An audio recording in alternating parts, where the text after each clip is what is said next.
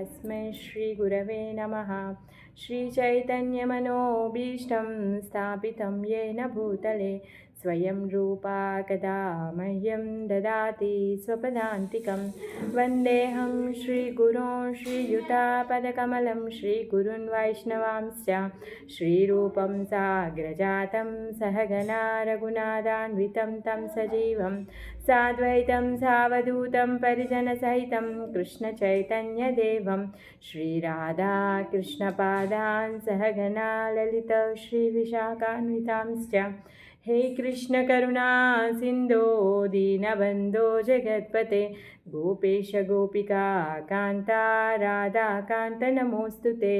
तप्तकाञ्चन गौराङ्गी राधे वृन्दावनेश्वरी वृषभानुसुते देवी प्रणमामि हरिप्रिये। वाञ्छाकल्पतरुभ्यश्च कृपा सिन्धुभ्य एव च पतितानां पावनेभ्यो वैष्णवेभ्यो नमो नमः। नमो ॐ विष्णुपादाय हरिणे श्रीकृष्ण चैतन्य प्रभु नित्यानन्द श्री अद्वैत गदाधर श्रीवासादि गौरभक्ति राम राम राम हरे हरे। मूकं करोति वाचालं पंगुं लंघयते गिरिं यत्कृपातमहं वन्दे श्रीगुरुं दीनतारिणं। श्रील प्रभुपाद की जय, श्री गुरुदेव की जय। మనము రుక్మిణి ఇంకా కృష్ణుల యొక్క సంవాదాన్ని చెప్పుకుంటూ ఉన్నాం. అది మొత్తం కంప్లీట్ అవ్వలేదు, మధ్యలో ఇంటర్నెట్ ప్రాబ్లం వల్ల ఇంకొక రోజు కూడా అది మనం కంప్లీట్ చేయలేకపోయాము. దాన్ని ఈరోజు కంప్లీట్ చేసి బలరాముడు రుక్మిణీదేవి యొక్క అన్నని సంహరిస్తాడు. ఆ కథని ఈరోజు మనం చెప్పుకుందాం. అయితే ఒకరోజు రుక్మిణి ఇంకా కృష్ణులు ఇద్దరూ కూడా మధ్యలో సంవాదం అవుతుంది. ఏ విధంగా అయితే శ్రీకృష్ణుడు మానవ రూపాన్ని ధరించి తన లీలలు చేస్తున్నాడో అదేవిధంగా ఇప్పుడు సాధారణ గృహస్థుడు ఏ విధంగా అయితే తన భార్యతో ఏ విధంగా అయితే ప్రవర్తిస్తూ ఉంటాడో ఆ విధంగా రుక్మిణీదేవితో అలా మాట్లాడుతూ తన యొక్క కోపాన్ని తను రుచి చూడాలి అనుకున్నాడనమాట. కాకపోతే రుక్మిణీదేవి తను చాలా బాగా ఆయన అన్నటువంటి మాటలను సీరియస్గా తీసుకొని మూర్ఛ వచ్చేంత విధంగా మూర్ఛపోయి పడిపోతుంది అనమాట. అప్పుడు కృష్ణుడు రుక్మిణీదేవిని ఎత్తడము, తర్వాత ఆమెని ఓదార్చడము, అయ్యో నేను నిన్నేమి వదిలిపెట్టను అని తసల్లి ఇవ్వడము. తర్వాత రుక్మిణి ఎప్పుడైతే తను జోక్ చేస్తున్నాడని తను అర్థం చేసుకుందో తర్వాత తను అన్నటువంటి ఏవేవైతే మాటలు ఉన్నాయో ఆ మాటలన్నింటికీ కూడా తను తిరిగి సమాధానం చెప్తూ ఉందన్నమాట. ఏమంటాడు తను, నేను నీకు తగిన వాణ్ణి కాదు, అసలు ఎవరికైనా పెళ్లి చేసుకోవాలి అంటే సమానంగా ఉన్న వాళ్ళని చేసుకోవాలి, అలా ఉత్తమాదముల మధ్య కళ్యాణం అవుతే ఏం సంబంధం కానీ ఏదైనా కానీ అంతగా బాగుండదు కదా. మరి నేనేం పెద్ద ఫేమస్ కాదు, నా దగ్గరికి అంత బిచ్చగాళ్ళు వస్తారు, లేకపోతే ఎవరైతే అడవిలోకి వెళ్తారో వాళ్ళు మాత్రమే నన్ను కీర్తిస్తారు అనేసి అంటాడు. ఇంకా నేను శత్రువులను కూడా ఎదిరించలేను, శత్రువులకి భయపడి నేనేం చేశాను, సముద్రంలో దాక్కున్నాను అనేసి చెప్తాడు. ఇంకేమంటాడంటే చాలా పరాక్రమమైన రాజులు ఉన్నారే, మరి రాజులందరినీ కూడా మీ అన్న ఇంకా మీ నాన్న తీసుకొచ్చారు నీ పెళ్ళి కోసం అని చెప్పేసి నువ్వు వాళ్ళందరినీ కూడా రిజెక్ట్ చేసావు. సో నువ్వు అలాంటి మంచి సంబంధాలన్నీ కూడా వదులుకొని నువ్వు నా దగ్గరికి వచ్చావు, అయినా ఇక్కడ నువ్వేమీ సుఖంగా ఉన్నావు, అలా కాదు, ఇప్పటికీ కూడా ఏం మించిపోయింది లేదు, నువ్వు కావాలి అంటే ఇప్పుడు కూడా నువ్వు వెళ్ళిపోవచ్చు అనేసి అంటాడు. ఆ మాట వినగానే ఆమెకి గుండె బద్దలైనట్టుగా అయిందనమాట. అందుకని చెప్పేసి తను కళ్ళు తిరిగి మూర్ఛతో పడిపోయింది. సో కృష్ణుడు ఆమెని చతుర్భుజ రూపం తీసుకొని కృష్ణుడు తనని ఎత్తి తనని ఓదారుస్తాడనమాట. ఓదార్చిన తర్వాత తను చెప్తాడు, అయ్యో నేనేదో జోక్ చేశాను, గృహస్థ అనగా ఇలా జోక్ చేసుకోవడం పరిపాటి కదా అనేసి అంటాడు. ఇప్పుడు ఇంకా రుక్మిణీదేవి మాట్లాడడం మొదలు పెడుతుంది అనమాట. అసలు తను ఏమంటుంది అంటే, నేను శత్రువులని జయించలేక సముద్రానికి పారిపోయాను కదా అనేసి అంటే అప్పుడు తను అంటుంది అనమాట, సముద్రం ఏ సముద్రంలో ఉంటాడంట, హృదయ సముద్రంలో ఉంటాడంట భగవానుడు. మరి ఆ హృదయ సముద్రంలో ఎక్కడ తన భక్తులో ఎవరైతే ఈ జీవులు ఉన్నారో ఈ జీవులందరూ ఈ భౌతిక ప్రపంచంలో వాళ్ళ యొక్క ఇంద్రియ తృప్తిలో వాళ్ళు నిమగ్నమై ఉన్నారు. మరి అలాంటప్పుడు వాళ్ళు ఆ ఇంద్రియ తృప్తిలో పడిపోకుండా వాళ్ళ యొక్క హృదయ సముద్రంలో ఉండి వాళ్ళందరినీ కూడా కాపాడుతూ ఉంటాడంట.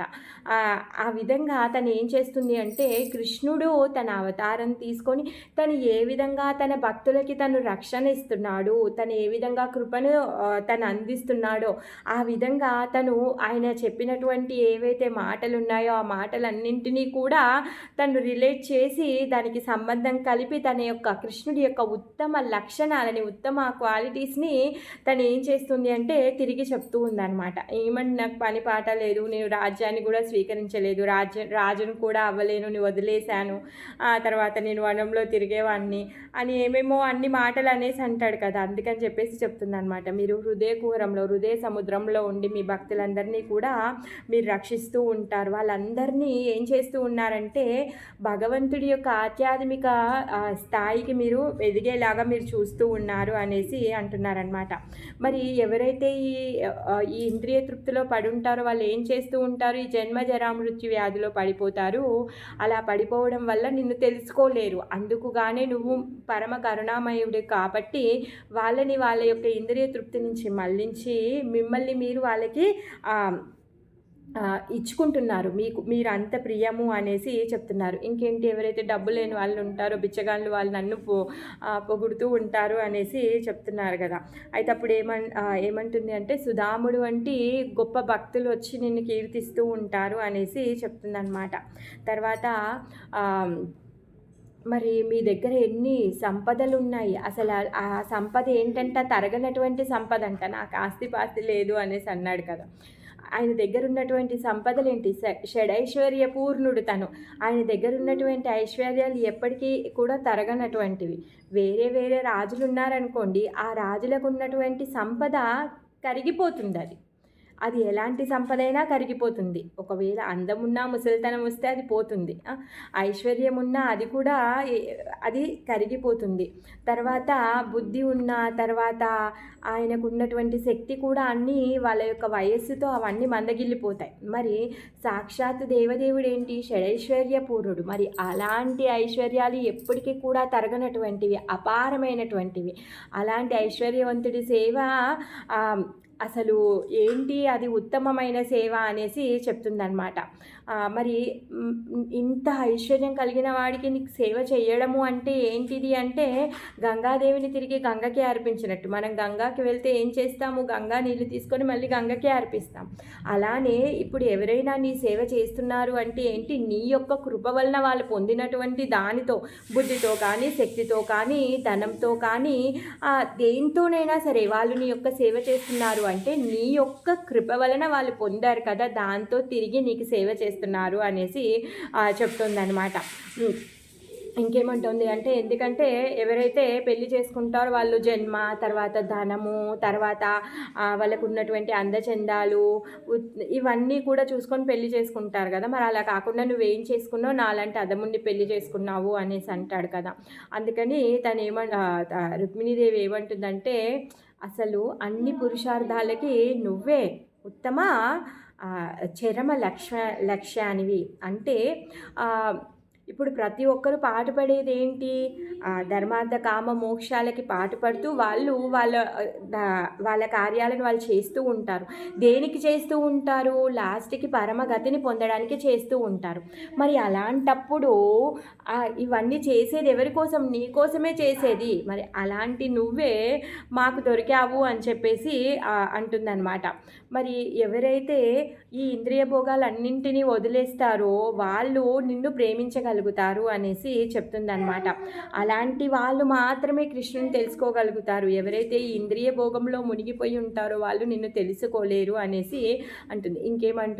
ఇంకేమంటాడు కృష్ణుడు, నువ్వు దురదృష్టి లేని దానివి, అంటే ఫ్యూచర్ గురించి నువ్వు ఆలోచించలేకపోయావు, అందుకే నువ్వు నన్ను పెళ్లి చేసుకున్నావు అనేసి అంటాడనమాట. అప్పుడు ఏమంటుంది అంటే రుక్మిణీదేవి, మీరు సకల హృదయాల్లో ఉన్నటువంటి పరమాత్మ, మరి నీకు సమర్పించుకోకుండా ఇంకెవరికి సమర్పించుకున్నా కానీ అది ఏ జీవుడి యొక్క ధర్మం కాదు. తనే కాదు ప్రతి ఒక్కరు కూడా కృష్ణార్పణంగా బ్రతకాలి. మరి అలాంటప్పుడు నేను ఎక్కడ దూరదృష్టి లేని దాన్ని అనేసి తను అంటుందన్నమాట. ఎందుకంటే ఎవరైతే వాళ్ళ జీవితాలన్నింటినీ త్యాగం చేసి సన్యాసం తీసుకొని సన్యాస దండాన్ని స్వీకరించి వాళ్ళు ఏం చేస్తున్నారంట, వాళ్ళు నిత్యంగా నీ యొక్క కర్మలని పాడుతూ ఉన్నారు. మరి అలాంటి వారు నీ గురించి చెప్తే విన్నా నేను ఏమీ ఊరికే నిన్ను పెళ్లి చేసుకోలేదు. ఎవరైతే వాళ్ళ జీవితాలని త్యాగం చేసి వాళ్ళు రాత్రింబవలు నీ యొక్క కీర్తన చేస్తూ ఉంటే వాళ్ళకు ఉత్తమమైన వాళ్ళ దగ్గర నుంచి నీ యొక్క ఇన్ఫర్మేషన్ నేను విన్నాను, అందుకనే నేను నిన్ను సెలెక్ట్ చేసుకున్నాను అనేసి చెప్తుందనమాట. బ్రహ్మ, శివ, ఇంద్ర, చంద్ర వీళ్ళందరూ కూడా ఏం చేస్తూ ఉన్నారు, నిన్ను కీర్తిస్తూ ఉన్నారు. మరి నీ ముందు ఈ బ్రహ్మ, శివ, ఇంద్ర, చంద్ర వీళ్ళందరూ కూడా తక్కువైన వాళ్ళే కదా. మరి అలాంటప్పుడు వాళ్ళ దగ్గరికి నేనెందుకు వెళ్తాను, అందుకే నేను పతిగా సెలెక్ట్ చేసుకున్నాను అనేసి చెప్తుందనమాట. మరి మీలాంటి ఉత్తమమైన వాళ్ళ గురించి విన్న తర్వాత వేరే వాళ్ళని ఏ విధంగా సెలెక్ట్ చేసుకుంటా, నేను వేరే వాళ్ళ పట్ల నాకు అభిరుచి ఎలా కలుగుతుంది అనేసి అంటుందన్నమాట. మరి కృష్ణుడు ఏమన్నాడు, నామమాత్ర బిచ్చగాళ్ళు నా దగ్గరికి వస్తారు అనేసి అంటే ఆ బిచ్చగాళ్ళు ఎవరంట, పరమహంసలంట. ఈ పరమహంసలు ఏం చేస్తూ ఉంటారు అంటే సన్యాస దండాన్ని స్వీకరించారు, దాన్ని కూడా త్యజించి ఇంకా అంటే ఈ సన్యాసం స్వీకరించిన తర్వాత పొద్దున్నే లేచి వాళ్ళు చేసేటటువంటి వాళ్ళు చేసేటటువంటి నిత్య అగ్నిహోత్రాలు, తర్వాత సంధ్యావందనము, ఇవన్నీ కార్యాలు ఏవైతే ఉన్నాయో ఇంకా ఉత్తమ శ్రేణి భక్తులు ఎవరైతే ఉన్నారో మిగిలిన అన్నింటినీ కూడా వదిలేసి వాళ్ళు ఏం చేస్తూ ఉంటారు, ఓన్లీ కృష్ణ భక్తి చేస్తూనే ఉంటారనమాట. మరి అలాంటి వాళ్ళు చెప్తే నేను విన్నాను అనేసి చెప్తుందనమాట. నేనేమి తొందరపడి మిమ్మల్ని సెలెక్ట్ చేసుకోలేదు, మీ గురించి నార్మల్గా వినలేదు, అది కూడా ఎవరో దారిన పోయే వాళ్ళు చెప్తే విన్నాను అనుకుంటున్నారా, కాదు. ఎవరైతే ప్రామాణికంగా ఉన్నారో వాళ్ళ దగ్గర నుంచి మీ గురించి చాలా విన్నాను అనేసి చెప్తుందనమాట. మరి ఇంకేం చేస్తూ ఉన్నారంట, ఈ భౌతిక ప్రపంచంలో ఈ భౌతిక లోకాల్లో బ్రహ్మ, ఇంకా తర్వాత ఇంద్ర, శివ వీళ్ళందరూ చాలా గొప్పవాళ్ళు కదా. మరి వీళ్ళందరూ కూడా కాలం వల్ల, అంటే భగవంతుడి యొక్క ఇంకొక స్వరూపం కాలం, ఈ కాలం వల్ల వాళ్ళు కూడా ఏమవుతూ ఉంటారు, డిస్టర్బ్ అవుతూ ఉంటారు. వాళ్ళు కూడా ఏం చేస్తూ ఉంటారు, వాళ్ళకు వచ్చినటువంటి సమస్యల కోసము కృష్ణుని ప్రార్థిస్తూ ఉంటారు. ఎప్పుడైతే కృష్ణుడు బ్రహ్మదేవుడికి సృష్టిని చెయ్యమని చెప్తే తను ఏం చేస్తాడు, అయ్యో నేనేం చెయ్యాలి, ఎలా చెయ్యాలి, నాకేమీ తెలియదే, మీరే చెప్పండి అని చెప్పేసి బ్రహ్మదేవుడు తపస్సు చేస్తాడు. సో మరి శివుడు కూడా ఎప్పుడెప్పుడైతే ఆపదలు వస్తూ ఉంటాయో అప్పుడు మరి ఇప్పుడు ఇంకా అదే రాజుల భయం గురించి అయితే చెప్పాను కదా. అంటే నీ అంతలు నువ్వేమంటున్నావు అంటే, నేను రాజులకి భయపడి నేను సముద్రానికి వెళ్ళానని చెప్తున్నావు కదా, నిజంగానే నువ్వు మూర్ఖుడివి, మూర్ఖత్వంగా మాట్లాడుతున్నావు ఇప్పుడు అని చెప్పేసి కోపంతో ఒరకంట చూసి మాట్లాడుతుంది అనమాట. ఇంకేమంటాడు, నువ్వు నన్ను ఫాలో చేస్తున్నావు కాబట్టి, అంటే నన్ను అనుసరించే స్త్రీలందరూ కూడా కష్టపడతారు అనేసి అంటారనమాట. అయితే తను ఏమంటుంది అంటే, సరే నేను ఊరికేనే తొందరపడి నిన్ను సెలెక్ట్ చేసుకున్నాను, అలా కాకుండా ఒక ఫేమస్ వాళ్ళ పేర్లు చెప్తుందనమాట. అంగుడు, వైన్యుడు, తర్వాత జాంబవంతుడు, నహుషుడు, గయుడు వీళ్ళందరూ కూడా ఉత్తమ రాజులు అనమాట. రాజులందరిలో కూడా శ్రేష్ఠులు. మరి వీళ్ళు ఏం చేశారంట, వాళ్ళ రాజ్య సంపదని, వాళ్ళ పేరు ప్రతిష్టని, వాళ్ళ ఐశ్వర్యాన్ని అన్నింటినీ కూడా వదిలేసి వాళ్ళు ఏం చేశారు, అడవికి వచ్చి నీ యొక్క కీర్తన చేస్తూ ఉన్నారు. మరి వాళ్ళని కూడా తప్పంటావా, అంటే వాళ్ళు కూడా నిన్ను ఫాలో చేస్తున్నారు అంటే వాళ్ళు కూడా వేస్ట్ అంటావా నువ్వు, ఇదేమైనా బాగుందా అనేసి తను అంటుందన్నమాట. వాళ్ళని కూడా నువ్వు బుద్ధిహీనులు అంటే ఎలా నమ్ముతారా, ఎవరు నమ్మరు అనేసి చెప్తుందన్నమాట. వీళ్ళు అందరిలో కూడా ఉత్తమమైన వాళ్ళు, ఏకఛత్రాధిపత్యంతో రాజ్యాన్ని పాలించేటటువంటి వారు వీళ్ళు. అన్నింటినీ వదిలేసి నీ యొక్క సాంగత్యం కోసం వాళ్ళు తపస్సు చేస్తూ జపం చేస్తూ నీ యొక్క సాంగత్యాన్ని వాళ్ళు పొందారు, నీ యొక్క కరుణని వాళ్ళు పొందారు. మరి అలాంటి గొప్పవాడివి నువ్వు, అందుకనే నేనేం చేశాను, నేను మిమ్మల్ని సెలెక్ట్ చేసుకున్నాను అనేసి చెప్తుందనమాట. ఇంకా ఇప్పుడు లాస్ట్కి ఏమంటుంది అంటే, భగవంతుణ్ణి స్వీకరించకుండా ఇంకా అన్యులని స్వీకరిస్తే జీవితమే వేస్ట్ అని చెప్తుందన్నమాట. ఎవరైతే నీ యొక్క పాద పద్మాలకు ఉన్నటువంటి ఆ తులసి గంధాన్ని ఎవరైతే స్వీకరిస్తారో వాళ్ళు ఏం చేస్తారంట, నీకు శరణాగతి పొందుతారు. మరి అలాంటి వాసనని రుచి చూసిన ఏ స్త్రీ అయినా సరే నీకు దాసోహం అంటుంది, నీకు శరణాగతి పొందుతుంది అనేసి తను చెప్తుందనమాట. అంటే భగవంతుడి యొక్క పాద పద్మాల తులసి గంధాన్ని చూసిన వాళ్ళు ఎవరైనా కానీ భగవంతుడికి ఫ్లాట్ అయిపోతారనమాట. భగవంతుడిని తప్పితే ఇంకెవరి దగ్గరికి వాళ్ళు వెళ్ళారనమాట. అలా చెప్తుందనమాట. ఇంకేమంటుంది అంటే తను అంటే నేను గుణహీనుణ్ణి అనేసి అంటాడు కదా, అప్పుడు చెప్తుంది ఏంటి అంటే, నువ్వు సకల జగత్తుకి ఈశ్వరుడివి. భగవద్గీతలో చెప్పాడు మొత్తం సమస్తం కూడా నా నుంచే వచ్చింది అని చెప్పేసి. ప్రతి ఒక్కరికి కూడా బీజాన్ని ఇచ్చినటువంటి తండ్రిని నేనే అనేసి కృష్ణుడే స్వయంగా చెప్తాడు. అదేవిధంగా ఈ ఇహలోకంలో పరలోకంలో అన్నింటి కూడా నువ్వే ఉత్తముడివి, నువ్వే ఈశ్వరుడివి, అందుకనే నువ్వు నాకు తగ్గవాడివి అని చెప్పేసి నేను నిన్ను సెలెక్ట్ చేసుకున్నాను అనేసి అంటుందన్నమాట. నిన్ను పూజించి ఈ ఏదైతే ఎవరైతే అంటే ఎవరైతే నిన్ను పూజించరో వాళ్ళు ఏం చేస్తారు, వాళ్ళు ఈ భౌతిక ప్రపంచంలోనే తిరుగుతూ ఉంటారు.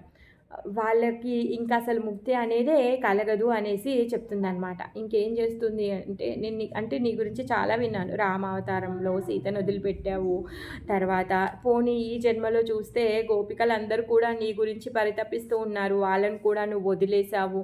ఇవన్నీ కూడా నేను భ్రమితురాలైపోయాను. ఎందుకంటే వాళ్ళు మనసా వాచా కర్మన భగవంతున్నే అంత విధిగా వాళ్ళు పూజ చేస్తుంటే కూడా, వాళ్ళు కోరుకుంటూ ఉంటే, వాళ్ళని వాళ్ళు దాసోహం చేస్తూ ఉంటే కూడా కృష్ణుడు ఎవరి పట్ల కూడా తను ఆసక్తిగా ఉండడు. అన్నీ ఉండి కూడా తను ఎలా ఉంటాడు, నిరాసక్తిగా ఉంటాడు.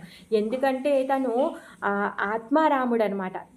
తన లోపలనే ఆనందంగా ఉంటాడు. బయట నుంచి తను ఏది స్వీకరించాల్సిన అవసరం లేదనమాట. అందుకే నీ గురించి విని నన్ను నేను విస్మితురాలనైపోయాను, అందుకే నిన్ను సెలెక్ట్ చేసుకున్నాను అనేసి చెప్తుందనమాట. మరి నీ గురించి ఎక్కడెక్కడ చెప్పారో తెలుసా? ఏదో ఎవరో చెప్తే మెసేజ్ వస్తే వినలేదు. ఆ మెసేజ్ ఎలాంటిదంటే, బ్రహ్మ ఉండేటటువంటి సభలో, రుద్రుడు ఉండేటటువంటి సభలో కూడా నీ యొక్క మహిమలు గానం చేశారు.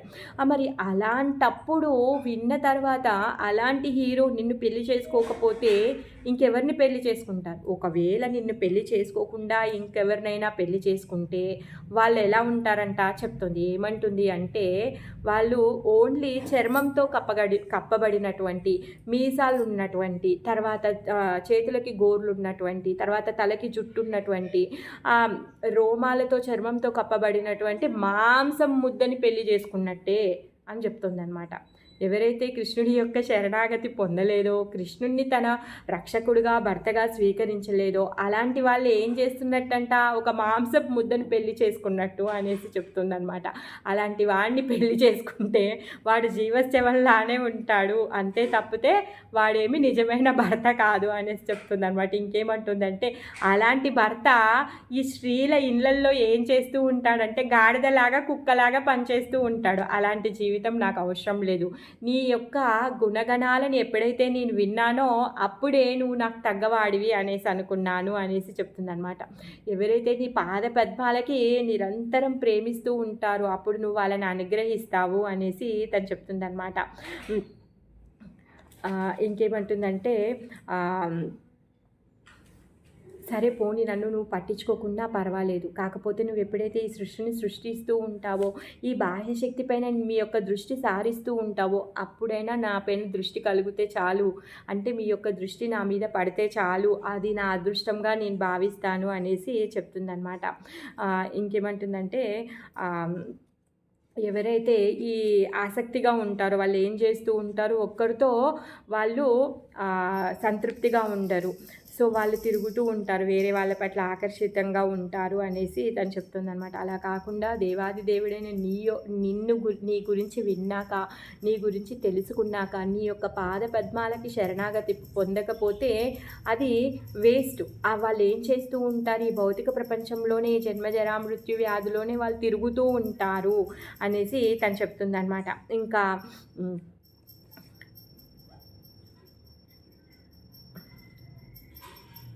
ఇంకేమంటుందంటే, నువ్వు మాట్లాడిందంతా సత్యమే అనేసి అంటుందన్నమాట. ఇంకా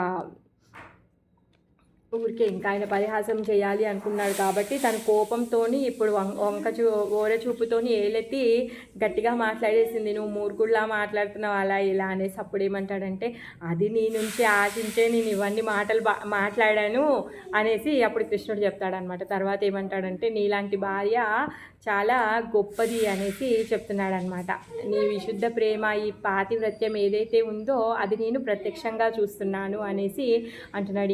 ఎందుకంటే తను భయపడిపోయి మూర్ఛపోయింది. ఏమని, నేను ఇంకా అయ్యో కృష్ణుడికి దూరం అయిపోతానేమో అని చెప్పేసి భయపడింది కదా, అందుకని చెప్తున్నాడు నువ్వు ఎప్పుడు నా నుంచి దూరం అవ్వవు అనేసి చెప్తున్నాడు అనమాట. సో నువ్వు ఏదైతే కోరుకున్నావో అది నీకు తగ్గుతుంది అని చెప్తున్నాడు. ఇంకేమంటున్నాడంటే, నాకు ఇన్ని మందిరాలు ఉన్నాయి, ఎందుకు 10,108 మంది రాణులు ఉన్నారు కదా, వీళ్ళందరూ కూడా 16,000. సో వీళ్ళందరిలో కూడా నువ్వు ఉత్తమమైన దానివి, ఇలాంటి ఉత్తమమైన ప్రేమ నీ దగ్గరే కనిపించింది అని చెప్పేసి ఇక్కడ రుక్మిణీదేవికి తను చెప్తున్నాడు అనమాట. మరి ఇలాంటి లీలలు తను ఏం చేస్తూ ఉన్నాడు, ప్రతి ఒక్క భార్య దగ్గర ఏదో ఒక లీల చేస్తూనే ఉంటాడనమాట. మరి కృష్ణుడు అంటే ఏంటి, అనంతమైన వాడు. ఆ విధంగా తను తన భార్యల ప్రతి భవనంలో కూడా వాళ్ళ భార్యలతో వాళ్ళకి తగ్గట్టుగా సామాన్య పత్నిలాగా అంటే కొంగుచాటి భర్త ఏ విధంగా అయితే ఉంటాడో ఆ విధంగా కృష్ణుడు ఏం చేస్తూ ఉన్నాడంటే, ప్రతి భవనంలో కూడా ఆయన చేసుకున్నటువంటి ఈ రాజకన్యలు, తర్వాత అష్టమహిషులు అందరితో కూడా తను ఆ విధంగానే 16,108 భవనాల్లో తను ఈ విధంగానే తన లీలలు చేస్తూ ఉన్నాడనమాట.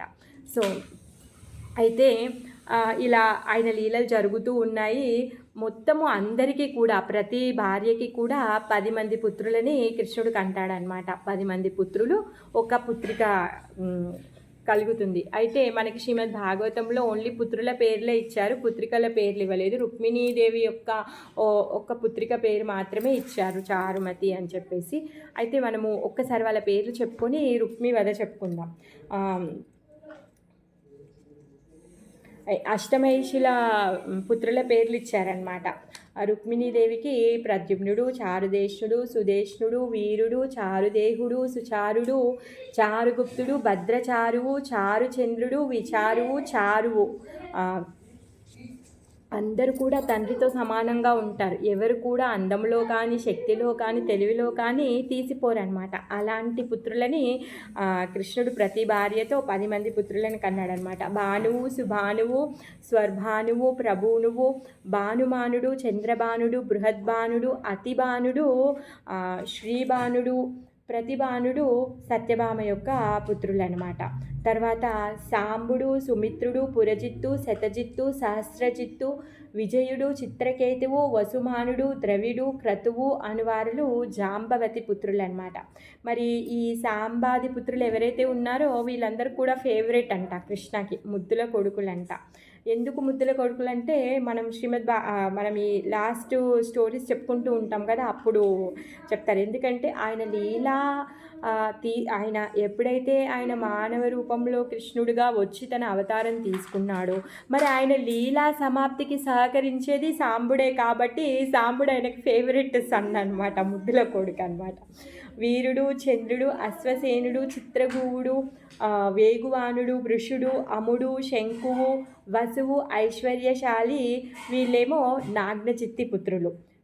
శృతుడు, కవి, వృషుడు, వీరుడు, సుబాహువు, భద్రుడు, శాంతి, దర్శుడు, పూర్ణమాసుడు, సోమకుడు, కాళింది తనయులు. ప్రఘోషుడు, గాత్రవానుడు, సింహుడు, బలుడు, ప్రబలుడు, వృద్ధగుడు, మహాశక్తి, సహుడు, ఓజుడు, అపారజితుడు, వీళ్ళందరేమో లక్ష్మణ కొడుకులు. వృకుడు, హర్షుడు, అనిలుడు, గృద్రుడు, వర్ధానుడు, ఉన్నతుడు, మహాంసుడు, పావనుడు, వహ్ని, కుక్షి, మిత్రవింద పుత్రులు. సంగ్రమజిత్త, బృహస్సేనుడు, సూర్యుడు, ప్రహరణుడు, అరజిత్తు, జయుడు, సుభద్రుడు, వాముడు, ఆయువు, సత్యకుడు, భద్రతనయులు. తర్వాత దీప్తమానుడు, తామ్రతప్తుడు అనే అంటే వీళ్ళెవరు అంటే ఈ 16,000 రాణులు ఎవరైతే ఉన్నారో, 16,100 మంది రాణులు ఎవరైతే ఉన్నారో ఈ రాణులందరిలో కూడా ఒక ఆమె ఫేమస్ అనమాట, ప్రముఖురాలు అని చెప్తున్నారు. ఆమె పేరు రోహిణి అనమాట. ఆ రోహిణి యొక్క 10 మంది పుత్రుల్లో దీప్తిమానుడు, తామ్రతప్తుడు వీళ్ళిద్దరూ ఫేమస్ అనమాట. వాళ్ళిద్దరి గురించి చెప్పారు. మిగిలిన రాణుల యొక్క పుత్రుల గురించి అందరి గురించి కూడా వేరే వేరే పురాణాల్లో చెప్పారంట. భాగవతంలో మాత్రం శుకదేవ గోస్వామి వీళ్ళ పేర్ల వరకే ఇచ్చారనమాట. సో ఈ విధంగా కృష్ణుడి యొక్క సంతానము కోట్ల సంఖ్యలో పెరిగిపోయింది. ఈ పుత్రులందరికీ కూడా మళ్ళీ పుత్రులు పుట్టారు. పుత్రులు పౌత్రులతో చాలా పెద్ద సంతతి అయిపోయింది కృష్ణుడిది. ఆ విధంగా 16,108 తల్లులు ఉన్నటువంటి ఈ సంతాన వంశము అభివృద్ధి చాలా అధికంగానే అయిపోయింది అనమాట. తర్వాత ఇప్పుడు ఇంతవరకు వాళ్ళ యొక్క సంతతి ఏ విధంగా అయింది అవన్నీ విషయాలు అయిపోయాయి. ఇప్పుడు ప్రద్యుమ్నుడి యొక్క వివాహం. ఆల్రెడీ ప్రద్యుమ్నుడు ఆయన ఎప్పుడైతే పుట్టాడో అతను అక్కడి నుంచి మిస్ అయిపోయిన తర్వాత వచ్చేటప్పుడే భార్యను తీసుకొని వచ్చాడు. అయితే ఇప్పుడు ఇంకో వివాహం అనమాట. ఈ ప్రద్యుమ్నుడు ఎవరిని పెళ్లి చేసుకోబోతున్నాడు అంటే మేనమామ కూతుర్ని. యాక్చువల్గా రుక్మిణీదేవి యొక్క అన్న రుక్మి ఎప్పుడైతే రుక్మిణీదేవి కళ్యాణం అయ్యిందో అప్పటి నుంచి కృష్ణుడి పట్ల ద్వేషాన్ని పెట్టుకొనే ఉన్నాడు. ఎప్పుడు అవకాశం దొరికితే కృష్ణుడిని చంపేయాలా అని చెప్పేసి చూస్తూ ఉన్నాడు, ఎదురు చూస్తూ ఉన్నాడు. కానీ ఇప్పుడు రుక్మికి కూతురు ఉంది. ఆ రుక్మి కూతురికి స్వయంవరాన్ని పెడుతున్నాడు అనమాట. ఆ స్వయంవరానికి ప్రద్యుమ్నుడు వచ్చాడు. మరి స్వయంవరానికి ప్రద్యుమ్నుడు వచ్చాడు. ఆమె పేరేమిటి అంటే రుక్మావతి. ఈ రుక్మావతి ప్రద్యుమ్నుడి యొక్క అందాన్ని చందాన్ని అయినా కానీ ఎంతైనా మేనత్త కొడుకు కదా, ఆమెకి తెలుసు కృష్ణుడి యొక్క కొడుకు అన్నీ తనకు తెలుసు. కాబట్టి తను ఏం చేసింది, స్వయంవరంలో ప్రద్యుమ్నే తను సెలెక్ట్ చేసుకుంటుంది అనమాట.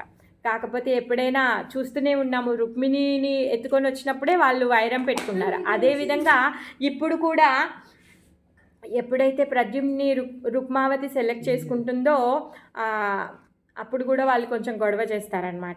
సో ఆమె వరమాలని ప్రద్యుమ్ని మెడలో వేయగానే ప్రద్యుమ్ని బంధించాలి అని చెప్పేసి వాళ్ళు చూస్తారనమాట. అయినా కానీ ఆ అమ్మాయిని ఎత్తుకొని వచ్చేస్తాడనమాట, రుక్మావతిని ఎత్తుకొని వచ్చేస్తాడనమాట. కాకపోతే అప్పుడు మళ్ళీ రుక్మి ఆలోచిస్తాడనమాట, సరే అయిపోయింది, ఎలాగో కూతురు పెళ్ళి అయ్యింది కాబట్టి ఇప్పుడు నేనేం చెయ్యాలి, చాలా మంచిగా ప్రవర్తించాలి. ఎందుకు, మా చెల్లి ఉంది కదా, మా చెల్లిని నొప్పించొద్దు, రుక్మిణీదేవికి బాధ కలగొద్దు అని చెప్పేసి, రుక్మిణీదేవి కోసం అని చెప్పేసి, చెల్లితో సంబంధం మంచిగా ఉండాలి అని చెప్పేసి తను ఏం చేస్తాడు అంటే ఇప్పుడు పెళ్ళిని మంచిగా ఘనంగా చేసేస్తాడనమాట. కృష్ణుడి మీద చాలా కోపం ఉంది అయినా కానీ ఇప్పుడు పెళ్ళి చేసేసాడు.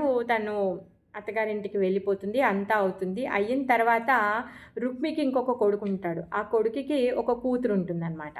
మళ్ళీ ఆ కూతురు పెళ్లి చేసుకునే వయస్సుకు వచ్చిందనమాట. మరి ఆ కూతురు రోచన ఆమె పేరు. ఆ రోచనని కృష్ణుడి యొక్క మనవడు ఎవరు, ఈ రుక్మావతి యొక్క కొడుకు అనిరుద్ధకిచ్చి పెళ్లి చేయాలి అనేసి అనుకుంటాడు. శాస్త్ర ప్రకారము శత్రువు యొక్క మనవడితో మనవరాలనిచ్చి పెళ్లి చేయకూడదంట. కాకపోతే రుక్మిణీదేవికి ఇంకా తను నమ్మకాన్ని కలిగించాలి అనమాట. నేను నీ పట్ల కానీ నీ భర్త పట్ల కానీ నా మనసులో ఎటువంటి ద్వేషం లేదు అని చెప్పేసి తను ఇంకా ప్రూవ్ చేసుకోవడం కోసం కానీ కూతురునిచ్చి పెళ్లి చేస్తాడు. ఇప్పుడు మనవరాల్ని కూడా ఇచ్చి పెళ్లి చేస్తున్నాడు. కానీ ఆయన ఏం చేస్తాడు, అనుక్షణం కృష్ణుడు విరోధియే, కృష్ణుడి గురించి విరుద్ధంగానే ఆలోచిస్తూ ఉంటాడు. ఎప్పుడు ఆయన పట్ల ద్వేషమే ఉంటుంది. అలాంటి ద్వేషాన్ని పెట్టుకున్న అటువంటి ఆయన మనవడికిచ్చి పెళ్లి చేయడం శాస్త్రం ఒప్పుకోదు. కాకపోతే అయినా సరే అని చెప్పి ఇచ్చి పెళ్లి చేసేందుకు తను ఒప్పుకుంటాడనమాట. సో ఆ విధంగా వాళ్ళని సంబంధానికి పిలిచి వాళ్ళ పిల్లనిచ్చి పెళ్లి చేస్తున్నాడు. పెళ్లికి చాలా పెద్ద ఆర్భాటంగానే అన్నింటినీ చేశాడు. భోజకట్క అనే నగరంలో ఉంటున్నాడు. ఎందుకు, ఎప్పుడైతే రుక్మిణీదేవిని నేను తీసుకొని వెళ్ళలేదని చెప్పేసి తను రాజ్యాన్నే వదిలేసి ఆ పొలిమేరలోనే తను ఒక రాజ్యాన్ని, చిన్న రాజ్యాన్ని ఏర్పరచుకుంటాడు. భోజకటక అనే రాజ్యం అనమాట. ఆ రాజ్యంలోనే తను స్థిరపడ్డాడు. ఇప్పుడు అక్కడే పిల్లలు పెరిగిపోయారు. ఇప్పుడు తర్వాత కూతురు పెళ్ళి అయిపోయింది. ఇప్పుడు మనవరాలు పెళ్ళి అనమాట. మరి ఈ వివాహంకి కళింగరాజులు వీళ్ళందరూ కూడా, ఎందుకంటే ఈయన ఫ్రెండ్స్ చాలా గొప్ప గొప్ప ఫ్రెండ్స్లు ఉన్నారు కదా, జరాసంధ, శిశుపాల వీళ్ళందరూ చాలా గొప్ప ఫ్రెండ్స్, వాళ్ళందరూ కూడా వస్తారు కదా మరి రుక్మికి. సో అలానే ఈ కళింగ రాజులు వీళ్ళందరినీ కూడా తను పిలుస్తారనమాట. పిలుస్తారు. చాలా మంచిగా పెద్దగానే మ్యారేజ్ అరేంజ్‌మెంట్ అయిపోయింది. మ్యారేజ్ చేస్తూ ఉన్నారు. అంత బాగా అయింది. అయిన తర్వాత మ్యారేజ్ అయిపోయిన తర్వాత ఈవినింగ్ ఒక ప్రోగ్రామ్ పెట్టారనమాట. ఏంటి ఆ ప్రోగ్రామ్ అంటే పాచికలాడడం. పాచికలాడడము తన ప్రోగ్రాం పెడతాడనమాట. అయితే ఈ కళింగరాజు ఏం చేస్తాడు అంటే, బలరాముడికి పాచికలాడడం అంటే ఇష్టము. కాకపోతే ఆయనకు ఆడడం రాదు. అందుకే నువ్వేం చెయ్యి, ఎందుకంటే ఇప్పుడు మనవడి పెళ్ళికి తాతలు పోకపోతే ఎట్లా? అందుకే కృష్ణుడు, బలరాముడు మొత్తం సకుటుంబ సపరివారంగా ప్రతి ఒక్కరు కూడా వచ్చారు భోజకటకకి. వాళ్ళని మంచిగా రిసీవ్ చేసుకున్నారు. ఎందుకంటే వాళ్ళ ఇష్టానుసారంగానే ఇప్పుడు వాళ్ళ అమ్మాయిని ఇచ్చి పెళ్లి చేస్తున్నారు కాబట్టి. కాకపోతే లోపల ఉన్నటువంటి ద్వేషం మాత్రమే అదేమీ తగ్గలేదు. ప్రేమతో ఇవ్వట్లేదు, తను చూయించుకుంటున్నాడు నాకు మీ పట్ల ద్వేషం లేదు అని చెప్పేసి. అయితే ఈ ఈ కళింగరాజు ఏం చేస్తాడు అంటే రుక్మికి చెప్తాడనమాట, బలరాముడికి పాచికలు ఆడడం అంటే ఇష్టము. నువ్వేం చెయ్యి, బలరాముడిని పాచికలు ఆడడానికి పిలిచి తనని ఓడించి తనని అవమానపరిచి అనేసి ఈ అవకాశాన్ని వదిలిపెట్టొద్దు అని చెప్పేసి కళింగరాజు రుక్మికి బాగా నూరిపోస్తాడు. అప్పుడు ఈ రుక్మి కూడా ఏం చేస్తాడంటే సరే అని చెప్పేసి బలరాముడిని పాచికలు ఆడడానికి ఇన్వైట్ చేస్తాడనమాట. సో అలా ఏం చేస్తారు, ఫస్ట్ రుక్మి ఒక 100 నాణాలని, బంగారు నాణాలని పెట్టి పెట్టేసి వాళ్ళు ఆట మొదలు పెడతారనమాట. ఆడుతూ ఉంటారనమాట. ఫస్ట్ 100 నాణాలు పెడతారు, తర్వాత 1000 నాణాలు పెడతారు, తర్వాత లక్ష పందెంగా పెడతారనమాట వాళ్ళ మధ్యలో. అయితే ఫస్ట్ గేమ్ ఉంటుంది కదా, ఆ గేమ్లో రుక్మి గెలుస్తాడు, బలరాముడు ఓడిపోతాడు. సరే అని చెప్పేసి మళ్ళీ బలరాముడు ఏం చేస్తాడంటే అవమానపరుస్తారు వాళ్ళు. తర్వాత ఈ కళింగరాజు వీళ్ళందరూ కూడా బలరాముడికి అసలు తెలివి లేదు, వీడు ఆడలేడు అని చెప్పేసి వాళ్ళు ఇష్టానుసారంగా మాట్లాడుతూ ఉన్నారు. ఈ కళింగరాజు ఏం చేస్తాడంటే పళ్ళు ఎక్కిరించి గట్టిగా బలరాముడిని బాగా ఎక్కిరిస్తాడనమాట. సో తర్వాత రుక్మి ఏం చేస్తాడు, 1,00,000 నాణాలను పందెంలో పెడతాడనమాట. అప్పుడు ఏమవుతుంది అంటే బలరాముడు గెలుస్తాడు. కానీ రుక్మి ఏం చేస్తాడంటే లేదు నువ్వు అంత తొండి చేసావు, నీకు ఆడడం రాదు, అందుకే నువ్వు తొండి చేసావు కాబట్టి నువ్వు గెలిచావు, అలా కాదు నేను గెలిచాను నిజంగా అని చెప్పేసి రుక్మి ఏం చేస్తాడంటే బలరాముని అదరగొట్టేస్తాడనమాట. ఎందుకంటే ఈ రుక్మి చుట్టూ ఉన్న వీళ్ళందరూ కూడా అలా కాదు అది ఇది అని చెప్పేసి చేస్తారనమాట.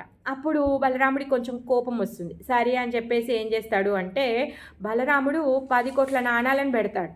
10 కోట్ల నాణాలు పెట్టి పందెంగా పెట్టి ఆడతాడనమాట. ఎందుకంటే ఆల్రెడీ ఈ గేము న్యాయబద్ధంగా బలరాముడు గెలిచాడు. ఇప్పుడు ఈ 10 కోట్ల నాణాలు పెట్టి మళ్ళీ గేమ్ ఆడినప్పుడు రుక్మి ఓడిపోతాడు, బలరాముడు గెలుస్తాడనమాట. బలరాముడు గెలుస్తాడు, అయినా కానీ మళ్ళీ రుక్మి అదే పని చేస్తాడు. లేదు నువ్వు గెలవలేదు, అంతా నువ్వు తొండి చేసావు, నేనే గెలిచాను, నీవు అన్యాయంగా నువ్వు ఆడుకున్నావు ఈ గేము, అందుకే నువ్వు గెలిచావు అనేసి అంటాడనమాట. బలరాముడు నచ్చ చెప్పడానికి చెప్తాడు కాదు మీరు చేసేది తప్పు అని చెప్తాడు. కాకపోతే అంత గొడవలో ఇంత అవుతుంటే ఒక ఆకాశవాణి చెప్తుందనమాట, లేదు మీరు చేసేది అంతా తప్పు, బలరాముడు న్యాయబద్ధంగా ఈ ఆటని గెలిచాడు అని చెప్పేసి ఆకాశవాణి చెప్తుంది. అయినా కానీ రుక్మి ఈ మొత్తము వాళ్ళ ఫ్రెండ్స్ అందరూ ఉన్నారు కదా, వాళ్ళ మధ్యలో మోసేస్తూ ఉంటే వాడు ఏం చేస్తాడు అంటే ఆకాశవాణిని కూడా పట్టించుకోడు, లైట్ తీసుకుంటాడనమాట. ఆకాశవాణి అయితే అయ్యింది, ఏమవుతుంది ఇప్పుడు, అది వచ్చి ఏమైనా చెప్తుందా, సాక్ష్యం ఇక్కడ, అలా కాదు కదా, మేము ఇంతమంది ఉన్నాము, బలరాముణ్ణి ఇష్టం వచ్చినట్టుగా ఆడేసుకోవచ్చు అనేసి అంటారనమాట. నువ్వేంటి గోవులను కాచుకునేవాడివి, అడవిలో తిరిగేవాడివి, నీకు పాచికలు ఆడడం వచ్చా, బాణాలు వేయడం వచ్చా, నువ్వేమైనా రాజువా, నువ్వేమైనా క్షత్రియుడివా, అసలు నీకు పౌరుషమే లేదు అని చెప్పేసి నోటికి వచ్చినట్టుగా మాట్లాడేస్తారనమాట. దాంతో బలరాముడికి ముందే ముక్కు మీద కోపం ఉంటుంది. సో చాలా అందంగా ఉన్నాడంట. అసలు ఎలా ఉన్నాడంటే శరత్కాలంలో ఉన్నటువంటి చంద్రుడికి ఉన్నటువంటి అందము తేజంతో ఉన్నాడంట బలరాముడు. చాలా కోపం వచ్చేసింది, ఆయన కళ్ళు ఎర్రబడిపోయాయి. గద తీసి ఒక్క గుద్దాడు, గద నెత్తి మీద వేసి ఒకడు కొట్టాడు, అంతే రుక్మి చనిపోయాడు. కథం రుక్మి చనిపోవడంతో ఈ కళింగరాజు వీళ్ళందరూ కూడా పారిపోవడానికి ప్రయత్నించారనమాట. కళింగరాజుని ఒక్క అడుగేసి ఒక 10 అడుగులు వేసి కళింగరాజుని పట్టుకొని పళ్ళు ఊడగొట్టేశాడు. ఎందుకంటే పళ్ళు చూయించి ఎక్కిరిచ్చాడు కదా, పళ్ళు ఊడగొట్టేశాడు. మిగిలిన వాళ్ళందరూ కూడా పారిపోవడానికి వెళ్తూ ఉంటే వాళ్ళందరితో కూడా యుద్ధం అయిపోయింది. తలలు తెగిపోయాయి, భుజాలు తెగిపోయాయి, కాళ్ళు తెగిలిపోయాయి. కథం మిగిలిన వాళ్ళు పారిపోతూనే ఉన్నారనమాట. అసలు శుభమా అంటూ పెళ్ళి అవుతుంది, మనవడు మనవరాలు పెళ్లి చేస్తున్నారు. ఆ పెళ్ళికి వచ్చి ఇప్పుడు ఏమైంది, పెద్ద కార్యం అయిపోయింది, రుక్మి చచ్చిపోయాడు. ఇప్పుడు ఎవరు ఏమి అనలేరు, ఎందుకంటే కృష్ణుడు కూడా ఏమి అనడం లేదు. ఏమన్నా అంటే అటు పెళ్ళాము ఇటు అన్న ఏమంటాడు, అందుకే సైలెంట్గా కూర్చున్నాడు. ఎవరి పట్ల కూడా ఆయన అంటే నువ్వు గ్రేటు, లేకపోతే నువ్వు చెడు, లేకపోతే నువ్వు మంచి, వాళ్ళు చెడు అని ఏమీ అనడం లేదంట, సైలెంట్గా ఉన్నాడంట. ఇంకేమీ చేయలేక పాపం రుక్మిణి ఏం చేస్తుంది, సొంత అన్న చనిపోయాడు, తను మాత్రమే ఏం చేస్తుంది, ఏమీ చేయలేదు. సో ఆ విధంగా అందరూ అక్కడి నుంచి అమ్మాయిని తీసుకొని తర్వాత ద్వారకాకి వెళ్ళిపోతారనమాట. ఈ విధంగా రుక్మి వధ అయిపోయింది. హరే కృష్ణ.